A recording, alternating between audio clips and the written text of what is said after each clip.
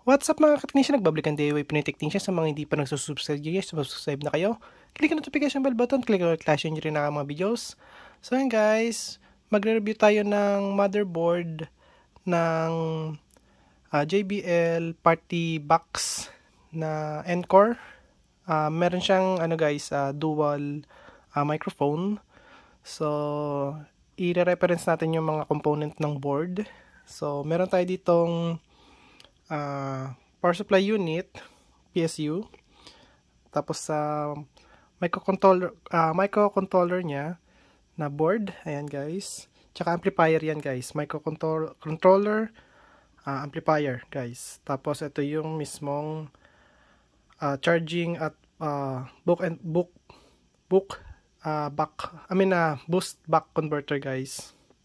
Ito yan guys. Nandito. At meron din tayong battery guys. So yung battery dito guys ay ayan. Papakita ko sa inyo guys yung specs niya. Oops, baliktad. So ang specs niya rito guys ay ayan. So nakita nyo limited charge voltage, syempre 4.2 volts. Ito yung nominal voltage niya, 3.6 volts. Tapos ito yung capacity niya guys. All in all yan guys So 7,500 amps an hour.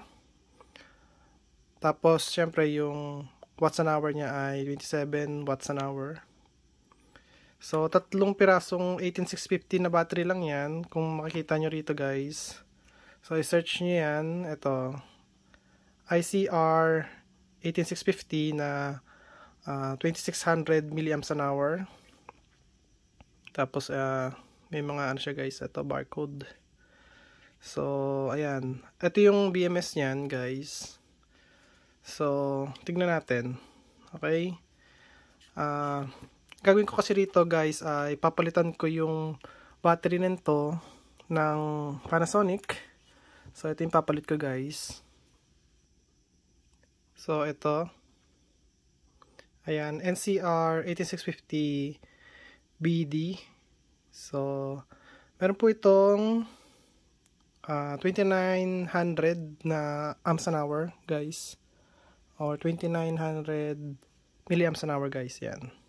So 2.9 amps an hour. Okay, 2.9, sabi natin may point dito. So almost 3 amps an hour yung battery na to. Okay, kung bago to guys, nasa 3100 yung amps an hour niya guys, or milliamps an hour. Ayan. So papalitan ko siya ng siguro mga 30 pieces na ganito. So eto, hindi ko na to pwedeng gamitin guys sa Encore kasi nga iba yung magkaiba sila ng capacity. Okay, so kailangan kasi guys almost magkakapares yung capacity. Kung 2900, kailangan 2900 din. Kasi ito 2600 lang to guys. So alisin ko to, kunin ko lang yung board. At ito yung ipapalit ko. Pero 30 pieces na ganito. So marami akong ganito guys nasa 80 pieces. Ayan. So ito yung lalagyanan niya. So ibabalik ko na lang yung lalagyanan niya doon sa loob. Ayan.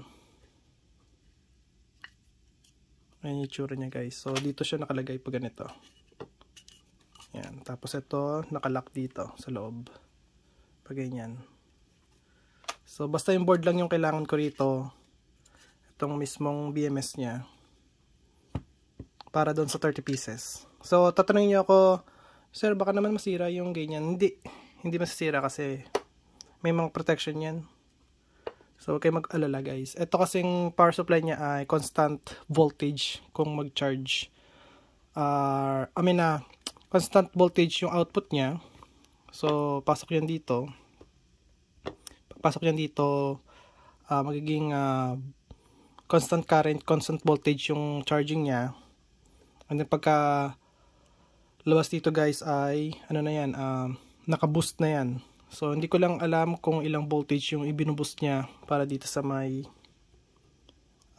amplifier niyan guys. So papakita ko naman sa inyo guys, tag dito yung mga component. So simula tayo dito guys sa may power supply. So bale dito, ayan, meron siyang fuse. Ito guys, yung box fuse niya, meron siyang ito 2.5 amps na fuse. Ayan. Tapos mga filter, inductor. Ayan, tapos syempre naka full bridge rectifier diode. So 100 volts to ano to guys converted na siya as to 240 volts. 100 to 240 volts. Ayan. So, syempre yung charge lang dito sa capacitor up to 320 volts, guys. Tapos yung controller niya, ito guys. Zoomin natin para makita niyo yung controller niya. Controller IC. So, ayan yung controller IC niyan, guys. WT muna yung una tapos pagdating sa gitna may N or Z yan, tapos may A1, tapos ZE1. So hindi ko sure kung controller yan guys, pero syempre ano yan, para makontrol yung ano natin, primary yan guys. Ayan. So sa primary MOSFET, ayan, N-channel MOSFET yan. So ayun yung ano niya guys, number, part number guys, RMA 70R280SN. Ayan. Reactor Micro yung ano niya, yung brand. Okay? Tapos ayan. At least kita nyo lang din guys yung mga resistor value. So kung sakali sa inyong or bumili kayo ng ganito guys at nasunog yung mga resistor, at least ayan guys, kitang kita nyo yung mga resistor nyan guys. Ayan.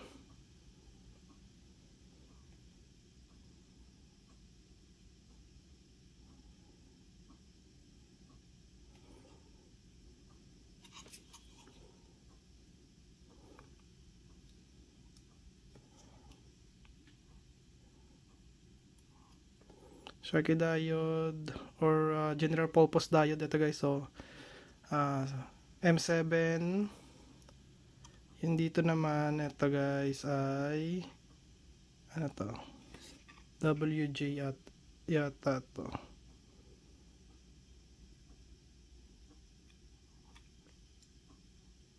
Yeah, WJ guys yung nakikita ko. Ayan guys, WJ ano yan guys, sigurado Zener diode. Ito ZD.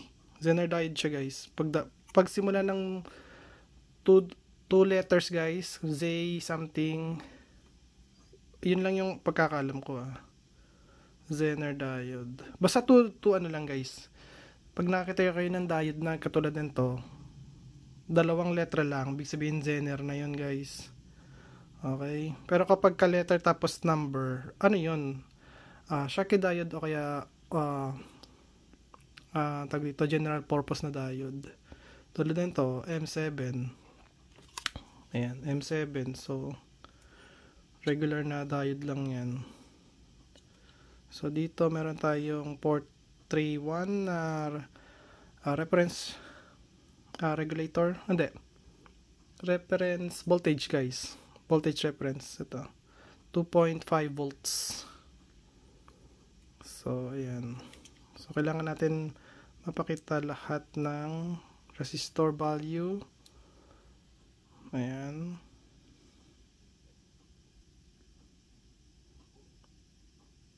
Ayan guys. So, kitang-kita nyo.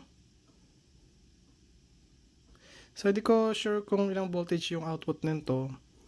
Pero sa ibang video guys, papakita ko sa inyo kung ano yung voltage output niyan. So, dito naman, meron tayong dual diode na Nakasulat dito. Ilaw. Hindi ganun kita. Ito, mas malakas yung ilaw dito.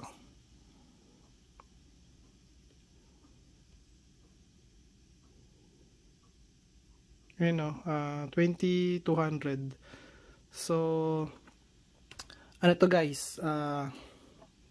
Tawag dito, 20 amps, 200 volts na dual diode. Kita ba?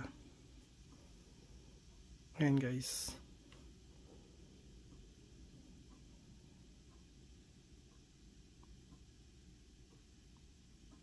Okay?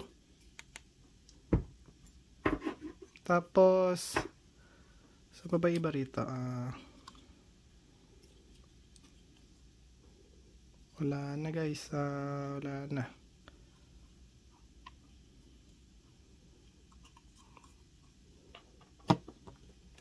So ngayon, dito naman tayo guys. Sa amplifier niyan guys, nakita ko na. So ang nakalagay dyan sa amplifier na yan ay TPA 3126 ACXG. Ayan. So dalawa po yan. So kada isang amplifier IC 100 watts tapos 100 watts. So yung isa dyan, ito guys, ginawang dalawang 50 watts. Tapos yung isa naman ay ginawang isang 100 watts syempre.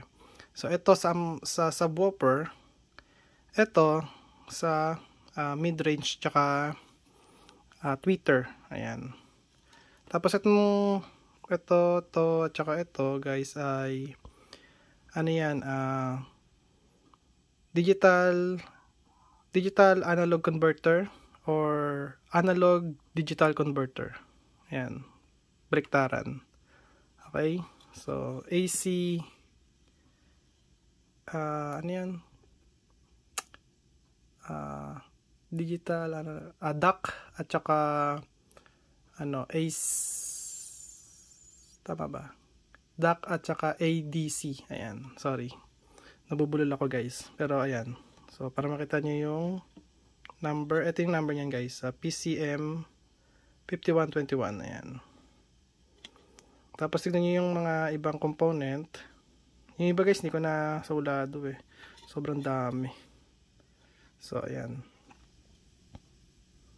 So, tignan nyo itong dalawa na to. Ayan, para may idea kayo kung ano yan. Pwede nyo i-search sa Google. Ayan. Ito guys. Logic IC. Ito naman, sa kabila. Ayan guys, para nakikita nyo lang.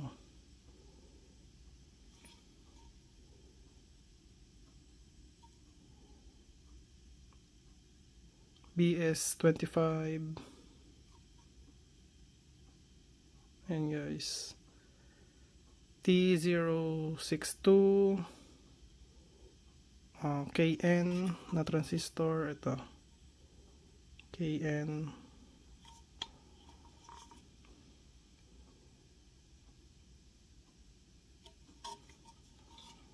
Ito guys, ito. Tingnan natin kung ano yan. Zoomin natin mabuti.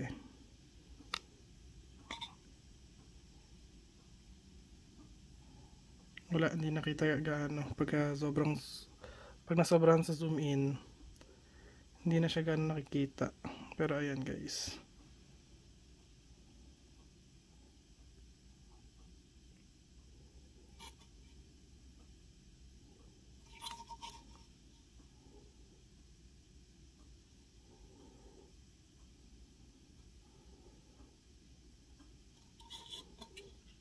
Ito MOSFET guys, 40P04 or 40 amps, 40 volts na P channel kasi P yung nasa gitna. Okay. Itong transistor, 1AM.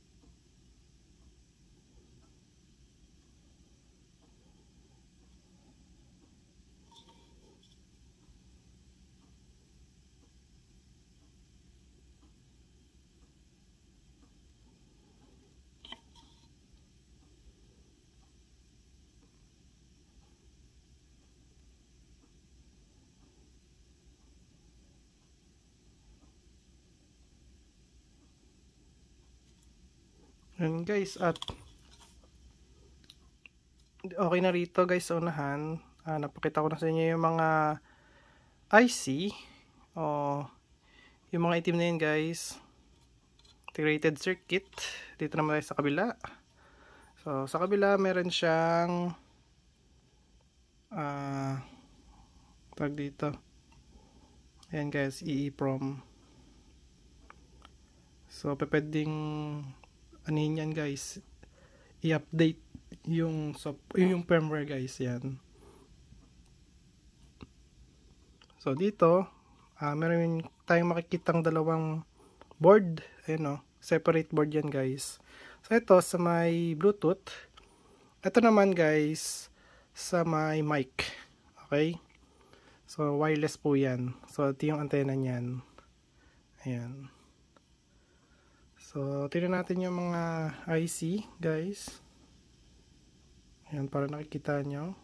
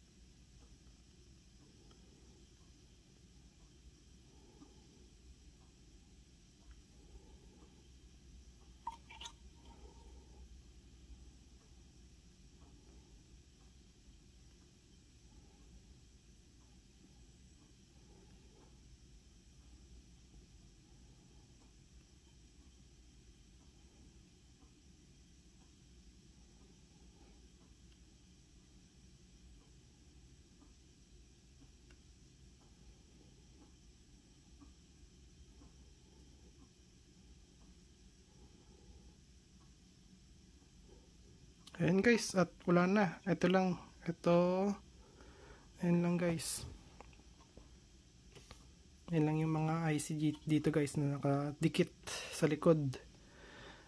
Ayan guys, patunay na alam ko yung IC niyan kasi tinanggal ko na yan. Tapos nilagyan ko ulit ng glue. Ayan o. Madikit na glue rin po yan, yung nilagay ko dyan.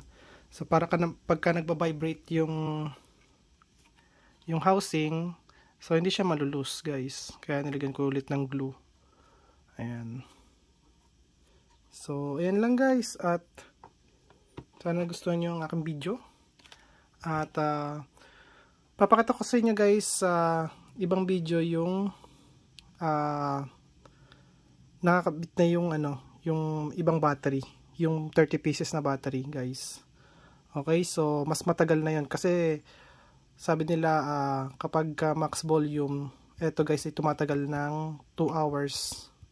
Pero syempre hindi ko pa rin guys sure kung totoo ba talaga yon. Kaya gagawin natin is yun, lalagyan natin talaga ng mas madaming battery. Kasi kaya naman ilalagay lang naman siya sa may gilid guys ng box. Tapos naka-cover naman siya. So okay lang yan guys, di kita yung battery. So ayan guys, at kung nagustuhan nyo ang video ko, huwag kalimutan mag-like, share, subscribe, click the notification bell button, click all guys, bye, peace.